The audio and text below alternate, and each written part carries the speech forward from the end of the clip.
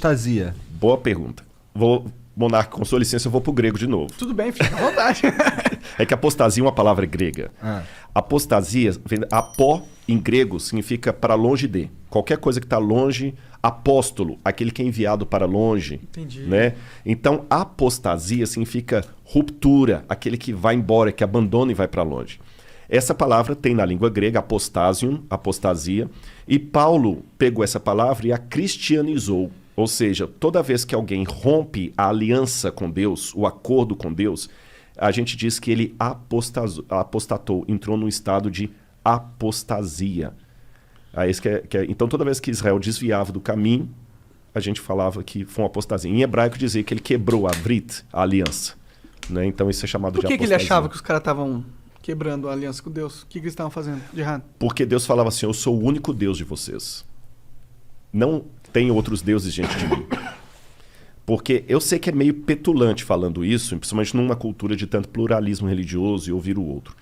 Mas é porque Deus na Bíblia, o Deus da Bíblia, pelo menos aquele que apresenta, é um sujeito muito assim, olha, por mais que a 25 de março tenha liberdade para vender todas as bolsas, o dono da Gucci não vai falar que a falsa feita lá é igual à legítima. Sim, sim. Então Deus falou assim, eu sou o único Deus que há. Os ídolos não salvam vocês de nada. Não corram atrás dos ídolos. E o povo fazia o ídolozinho. Ele falou, tá bom, então se lasquem. Já que Baal é Deus, então vamos procurar ajuda a Baal. Então Deus tirava a proteção dele e o povo se lascava. Aí veio Nabucodonosor e destruiu a cidade de Jerusalém. Agora, esse negócio que Deus tirava a proteção dele e o povo se lascava, eu tenho que explicar. Não é que Deus é uma criança com uma lupa na mão, queimando formiguinha, porque ele gosta de ver o sofrimento dela. É uma questão de consequência.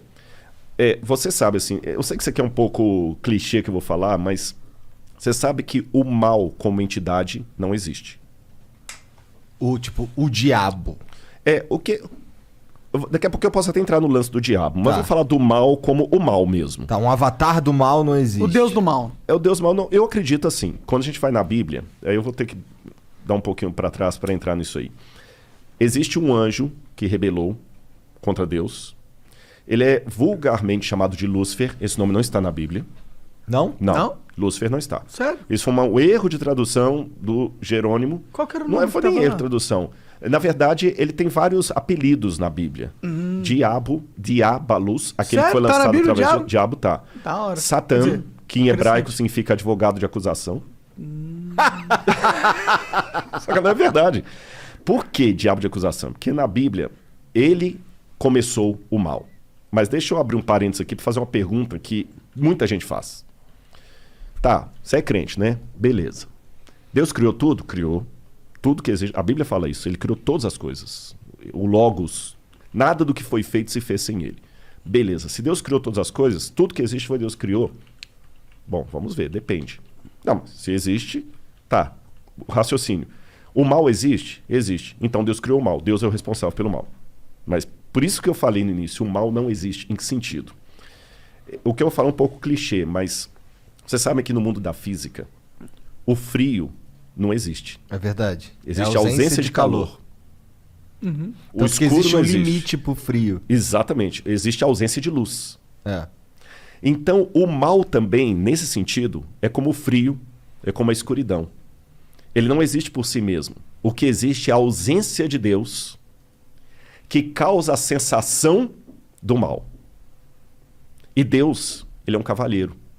Eu sei que nem todos os teólogos concordam comigo. Tem uma teologia de Calvino, por exemplo, que acha que Deus escolheu. Se Deus escolheu você para ser salvo e ele para se ferrar, não tem o que fazer. Calvino pensava, grosso modo assim, sem querer ser panfletário, que Calvino era um brilhante teólogo, mas nem por isso eu vou concordar com tudo.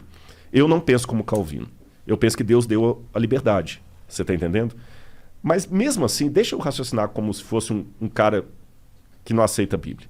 Pô, mas que sacanagem. Então tá bom, Deus deu alternativa. Mas ele fala assim, tá bom, ó, Igor, você vai me aceitar e eu vou te trazer pro céu. Se você não me aceitar, vai se lascar no inferno que eu vou te... Peraí.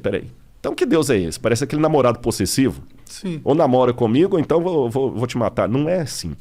É porque, segundo a Bíblia, como Deus é o criador de tudo que existe, e nele há luz e treva alguma, o único que pode conceder a vida é Deus.